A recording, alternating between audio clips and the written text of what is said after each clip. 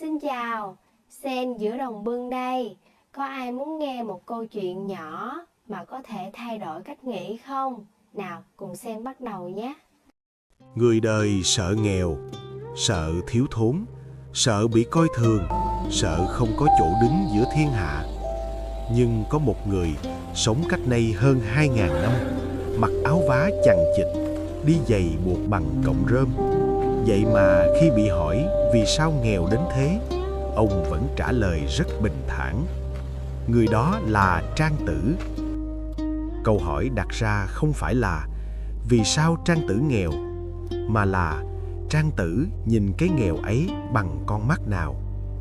Bởi có những cái nghèo khiến người ta cúi đầu, nhưng cũng có những cái nghèo lại khiến con người đứng thẳng hơn. Trong suy nghĩ của đa số người đời, nghèo thường bị đồng nhất với khốn đốn. Thiếu tiền bạc là khốn, thiếu địa vị là khốn, không được trọng dụng là khốn. Nhưng Trang Tử không nhìn như vậy. Với ông, có một sự phân biệt rất rõ.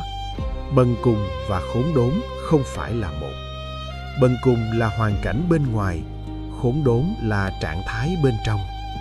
Một người có thể nghèo tiền bạc, nhưng nếu tâm vẫn tự do, vẫn sống đúng với đạo mình tin, thì người đó chưa hề khốn. Ngược lại, có kẻ đủ đầy vật chất mà phải uống cong lưng, bẻ cong lòng, sống trái với điều mình biết là đúng, thì đó mới là khốn đốn thật sự.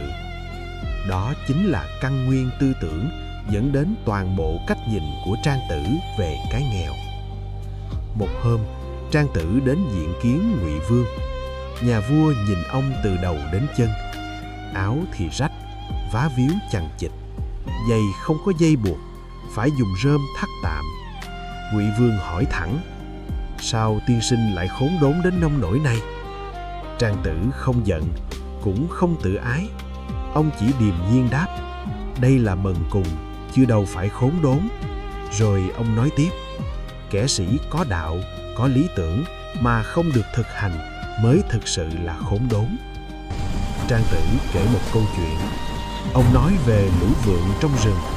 Khi chúng được nhảy nhót trên những cây lớn, canh rộng, thoáng đãng, thì nhanh nhẹn, linh hoạt vô cùng. Ngay cả những tay thiện xạ như Bàn Mông hay Hậu Nghệ cũng khó lòng bắn trúng. Nhưng nếu lùa vượn vào bụi gai, chúng lập tức dè dặt, chậm chạp, không dám nhảy cao, không dám vươn xa.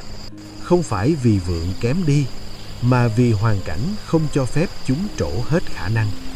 Rồi ông kết lại bằng một câu rất thật: giờ đây tôi xin không gặp thời, muốn không bần cùng cũng không được. Ông không oán trách, chỉ là nhìn thẳng vào thực tế. Trang Tử hiểu rất rõ hoàn cảnh của mình. Ông biết mình nghèo, nhưng ông không để cái nghèo ấy định nghĩa giá trị bản thân. Điều ông sợ không phải là thiếu thốn vật chất, mà là đánh mất tự do tinh thần. Bởi khi con người quá bận tâm đến cái nghèo, quá coi trọng chữ lợi, thì chính lúc đó tâm đã bắt đầu bị trói. Trang Tử để lại cho đời một lời nhắc rất nhẹ mà rất sâu. Có thể nghèo tiền, nhưng đừng để nghèo chí. Có thể không gặp thời, nhưng đừng vì thế mà đánh mất mình. Kết lại bằng một câu đời thường: nghèo không đáng sợ, lệch lòng mới đáng sợ. Có lẽ không phải ai bước vào câu chuyện này cũng có thể đi cùng nhau đến cuối. Nhưng cảm ơn bạn vì đã ở lại đến tận đây. Cảm ơn rất nhiều vì đã xem hết video. Hãy để lại suy nghĩ của bạn trong phần bình luận. Sen luôn mong được lắng nghe.